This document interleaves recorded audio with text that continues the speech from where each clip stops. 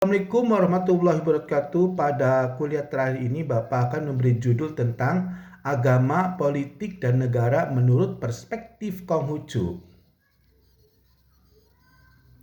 Baiklah, Bapak langsung ke materi. Dengarkan ya, mahasiswa supaya tidak gagal paham. Pertama adalah agama menurut Konghucu.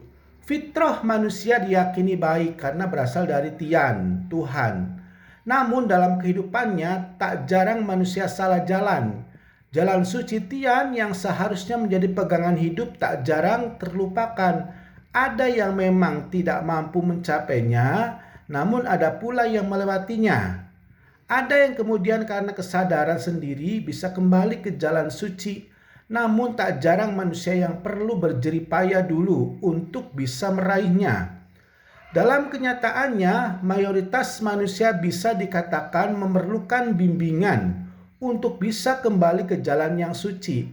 Bahkan, tak jarang meski sudah memperoleh bimbingan, tetap saja masih banyak yang salah arah dan tidak selaras dengan firman Tian. Bimbingan untuk mencapai jalan suci inilah yang menurut pandangan Konghucu dinamai agama.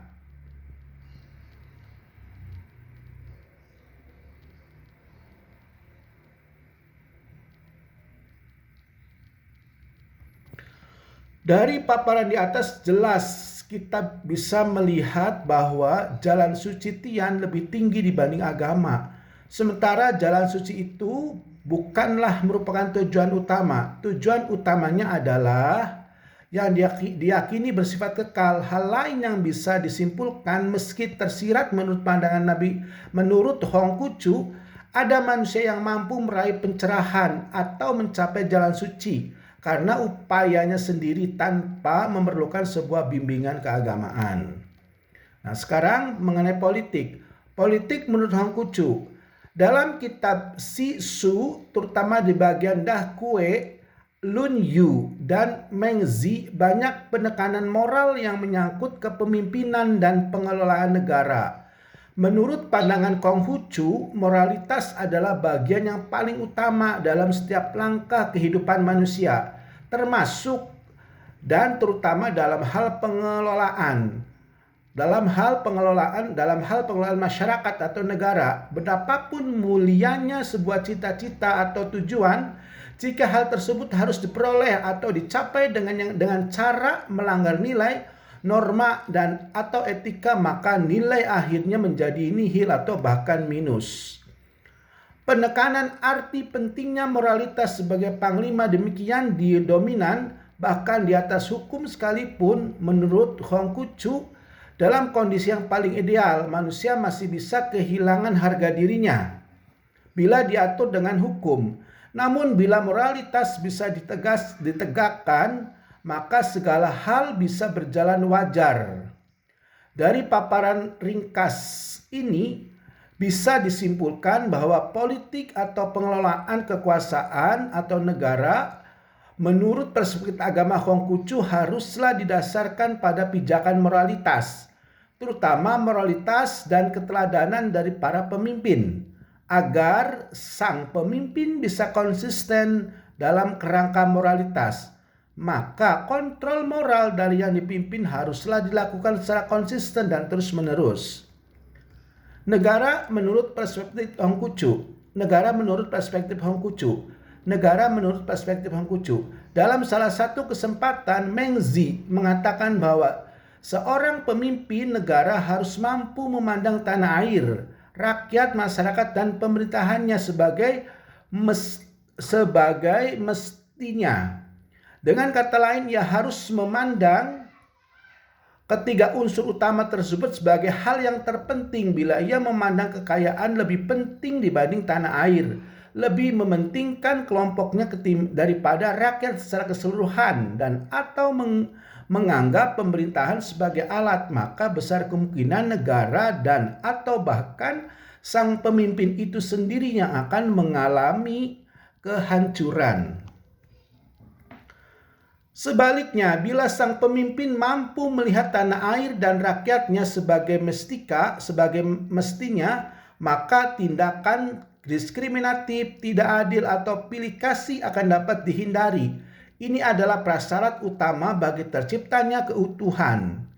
Bila sang pemimpin benar-benar bersikap sebagai ayah bunda bagi rakyatnya, niscaya sang rakyat akan memperlakukan pimpinannya sebagai orang yang dihormati dan dicintainya.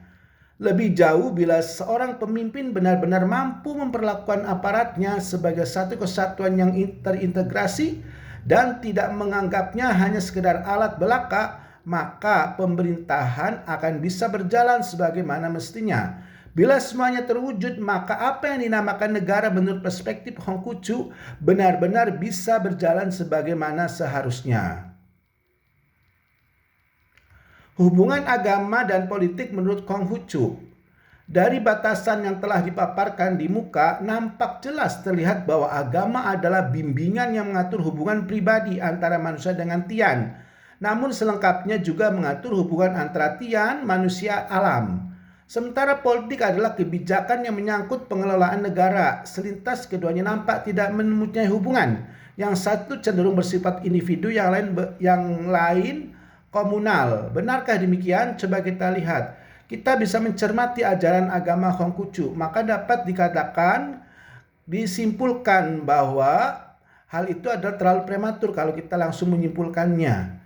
Di dalam Dakue ditegaskan bahwa jalan suci yang dibawakan Konghucu salah satunya mengasihi rakyat. Pada kesempatan lain, Nabi Konghucu mengatakan bahwa salah satu tugas pokok manusia beriman adalah mengasihi sesama manusia dengan penuh ketulusan. Hal ini menjadi jelas bahwa adalah sebuah kemustahilan seseorang bisa mencapai jalan suci bila dalam kehidupannya mengabaikan cinta kasih kepada masyarakatnya. Dari urian di atas terlihat sebenarnya ada titik singgung yang jelas antara agama dan politik, yaitu keduanya harus sama-sama meninggikan kepentingan rakyat dengan limpahan cinta kasih yang tulus. Di sini moralitas keagamaan berperanan penting memberikan nilai-nilai bagi setiap tindakan politik. Politik tanpa landasan moralitas keagamaan, atau lebih tepat lagi moralitas ketuhanan, adalah sesuatu yang ditabukan menurut pandangan Konghucu. Meskipun demikian, perlu ditegaskan bahwa penggunaan simbol keagamaan untuk melegitimasi kepentingan politik adalah sesuatu yang sangat keras, tidak dianjurkan. Hubungan agama dan negara menurut Konghucu. Salah satu pokok ajaran Konghucu adalah Zongzu atau Satya kepada firman Tian dan Tepa Saliro atau berempati kepada sesama. Secara ringkas, pokok ajaran tersebut mengatur hubungan manusia dengan Tian di satu sisi dan di sisi lain hubungan antara manusia vertikal dan horizontal, sumbu X dan Y. Namun apakah hanya demikian? Bila kita mau membolak-balik kitab suci Sisu secara cermat, maka sebenarnya ada sisi lain, yaitu hubungan antara manusia dengan alam atau hubungan alam dengan Tian, sumbu Z. Ditegaskan dalam Lun Yu dan Meng Zi bahwa manusia harus mampu menjaga kelestarian alam dan isinya. Manusia wajib hidup bersahabat dan hidup penuh harmoni, tidak saja antar sesamanya, namun juga dengan segala alam dan isinya. Bila interaksi antara ketiga sumbu X, Y, dan Z bisa berlangsung seimbang dan harmonis, maka diyakini akan tercapai keharmonisan agung, laksana bulatan sempurna yang tercipta dari interaksi sumbu X, Y, dan Z. Mengkait dengan permasalahan hubungan agama dan negara, dapat dijelaskan bahwa pada dasarnya agama agak fokus mengatur manusia dalam hubungan Tian dan alam semesta dalam kepastiannya sebagai umat atau pribadi. Sementara negara mengatur hubungan manusia dengan sesama dan alam dalam kapasitasnya sebagai makhluk sosial. Keduanya bisa dikatakan terpisah namun tetap disatukan dalam hal moralitas. Di sini agama memberikan landasan moral bagi pengelolaan negara, sementara negara mempunyai kewajiban untuk menjaga nilai-nilai tersebut yang secara tidak langsung memberikan tempat terhormat bagi agama dan kehidupan keagamaan. Keduanya mandiri namun saling memberi, saling mendukung. Hubungan politik dan negara menurut Konghucu. Banyak hal mengenai moralitas politik atau bagaimana sebaiknya sebuah negara dikelola dibahas di dalam kitab Sishu. Untuk mudahnya akan diurai secara garis besar, secara kaidah modern. Mulai dari nilai-nilai visi, misi, perencanaan, pelaksanaan, pengawasan, evaluasi, organisasi, dan kepemimpinan. Nilai utama terdiri atas kebijaksanaan, cinta kasih, dan keberanian. Nilai ini diurai menjadi kebijaksanaan, cinta kasih, kebenaran, dan kesusilaan. Bila keempatnya bisa diwujudkan, akan menimbulkan kepercayaan yang merupakan kunci sukses pengelolaan negara. Namun untuk memperoleh kepercayaan tidaklah mudah, karena harus mampu melaksanakan 4 nilai di atas sebaik-baiknya dan sekonsisten-konsistennya. Bila dijadikan lebih lanjut, muncul apa yang dinamai 8 kebajikan. Xiao, berbakti, memelihara hubungan. Ti, rendah hati. Zong, setia. Qin, dapat dipercaya. Li, susila, tahu aturan. Yi, kebenaran, tanggung jawab. Lian, suci hati. Dan Qi, tahu malu. 8 kebajikan ini juga mempunyai turunan yang lebih jauh lagi yang pada pokoknya perlu dimiliki oleh manusia beriman. Mengenai pentingnya kepercayaan, Konghucu pernah mengatakan bahwa ada 3 prasyarat utama bagi tegaknya sebuah pemerintahan atau negara, yaitu pertama, mempunyai sistem pertahanan yang kuat, kedua, terpenuhinya kesejahteraan rakyat, dan ketiga, adanya kepercayaan rakyat. Di antara ketiga prasyarat tersebut, maka yang prasyarat ketigalah yang paling mutlak dan tidak bisa tergantikan atau ditunda-tunda. Sebuah pemerintahan atau negara harus mempunyai arah atau cita-cita yang jelas. Hal ini penting karena tanpa adanya versi yang jelas, maka setiap kebijakannya dinamai akan saling tumpang tindih atau bahkan saling menggelimir. Dalam pandangan Konghucu, visi adalah sesuatu yang mutlak dan merupakan prasyarat utama suatu keberhasilan. Di samping memberikan arah, visi yang jelas juga akan mampu mencegah kemungkinan timbulnya kesalahpahaman. Hal yang paling mendasar bagi sebuah pemerintahan adalah mengetahui secara persis apa yang menjadi tugas dari kewajibannya. Sebuah pemerintahan yang baik adalah mampu bertindak sebagai ayah bunda rakyat. Di sini berarti misi yang harus diembannya benar-benar harus diabadikan bagi kepentingan seluruh rakyat tanpa kecuali dan tanpa diskriminasi kepada semua pihak. Ketika seseorang menjadi pemimpin kelompok, maka sudah menjadi kewajibannya untuk memperhatikan kelompoknya. Namun bila ia kemudian naik dan mendapat kepercayaan yang lebih besar, maka misinya pun harus berkembang sesuai dengan atribut, jabatan, dan tanggung jawab yang diembannya. Pernah suatu ketika Konghucu ditanya oleh seorang muridnya yang terkenal berani tentang siapa yang akan ditunjuknya menjadi jenderal seandainya Konghucu menjadi panglima. Secara tegas, Konghucu menjawab bahwa beliau tidak akan memilih seseorang yang berani melawan harimau dengan tangan kosong atau berani menyeberangi bengawan tanpa air bantu, tanpa alat bantu. Yang akan dipilih justru seseorang yang masih menyisakan rasa takut, karena dengan demikian orang tersebut masih mau bermusyawarah dan membuat perencanaan. Suatu ketika Konghucu menegur muridnya yang kerjanya hanya belajar dan menghafal tanpa ada satu keinginan nyata untuk mengamalkan apa yang telah dipelajarinya.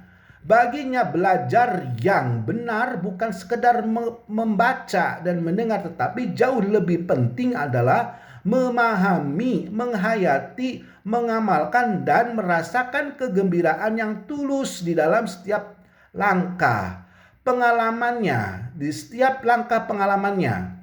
Belajar tanpa pengalaman laksana labu yang tergantung menuju kering. Makna pemimpin bukan sekedar memerintah, namun yang tak kalah penting adalah melakukan pengawasan secara berkala kepada mereka yang belum paham. Dengan penuh ketulusan diberikan arahan dan bimbingan. Kepada yang belum mengerti wajib mendidiknya hingga mengerti. Kepada yang telah melakukan kesalahan kecil memberikan pintu maaf. Kepada yang memberikan kesalahan besar berani memberikan hukuman. Sebaliknya kepada mereka yang berjasa dan telah bekerja dengan baik secara tepat memberikan apresiasi atau penghargaan. Hasil pengawasan dan kerja yang telah dilakukan perlu dievaluasi terus-menerus dengan mempertimbangkan berbagai faktor secara objektif dan komprehensif. Seorang pemimpin dituntut mampu mengetahui mana yang pangkal dan mana yang ujung, mana yang menjadi sebab dan mana yang sebenarnya hanya merupakan akibat. Bila pengetahuan mengenai mana yang dahulu dan mana yang kemudian ini benar-benar dikuasai dengan baik oleh seorang pemimpin, niscaya akan diperoleh keberanian terus-menerus signifikan dan berkesinambungan. Apa yang dipaparkan di atas tadi mustahil bisa terwujud tanpa adanya orang dan atau organisasi akan melaksanakannya. Dalam konteks negara, pemerintahan disebut pemerintahan. Dalam konteks negara disebut pemerintahan. Sebuah pemerintahan dalam perspektif Konghucu harus mampu menjadi pengayom, pedoman dan penjaga moralitas. Di sini pemerintah tidak perlu mengerjakan banyak dan atau semua hal, apalagi yang sudah di luar lingkup tanggung jawabnya. Cukuplah ia mengerjakan yang mendasari saja, ibaratnya pemain yang mempunyai kapasitas. Juara All England tidaklah perlu untuk mengikuti kegiatan antar RT yang sudah tentu bukan kelasnya lagi.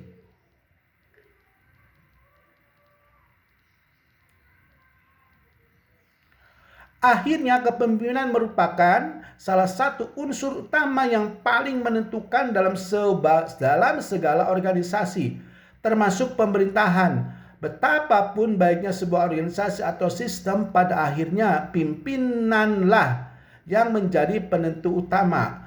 Meski dalam skala kebutuhan yang berbeda-beda, jika diurut lebih lanjut, maka peran pimpinan tetaplah yang menjadi sentral. Di sini menjadi jelas prasyarat yang harus dimiliki oleh seorang pemimpin, apalagi pemimpin negara. Dalam bahasa Konghucu, ia harus mampu menjadi teladan dalam segala penjuru, atas, bawah, depan, belakang, kiri, kanan, dan di tengah-tengah. Di atas mampu menjadi guru spiritual, di bawah mampu menjadi ayahanda, ayah bunda. Di depan mampu menjadi pelopor motivator, di belakang menjadi penjaga moral dan harmoni. Di kanan mampu menjadi sahabat terpercaya, di kiri mampu menjadi agen pembaharuan, sementara di tengah-tengah mampu menjadi teladan atau panutan. Agama dan politik serta negara, sebuah kesimpulannya. Jadi bisa kita simpulkan apa yang disebut dari berbagai urutan di muka situ, bagaimana pandangan Konghucu tentang hubungan agama, politik dan negara. Ketiganya terpisah, tak dapat dipisahkan satu sama lain, atau bagaimana? Bila dikatakan terpisah atau menjadi satu, rasanya kurang tepat. Yang benar, meski ketiganya berdiri sendiri, namun tetap menjadi jalinan yang erat karena diikat oleh satu tata nilai yang disebut moralitas.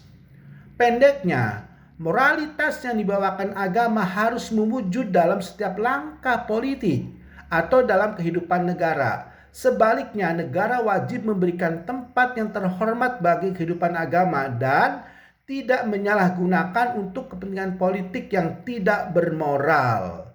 Nah, demikian ya. Jadi kita lihat bahwa hubungan agama politik negara ini dalam Hongkucu itu adalah terpisah tapi tetap saling membantu. Nah, mudah-mudahan mahasiswa bisa menyimaknya dalam pemaparan singkat Bapak ini. Demikian saja uraian singkat materi hari ini. Sebagai kata akhir Bapak ucapkan wabillahi taufik wal hidayah. Wassalamualaikum warahmatullahi wabarakatuh.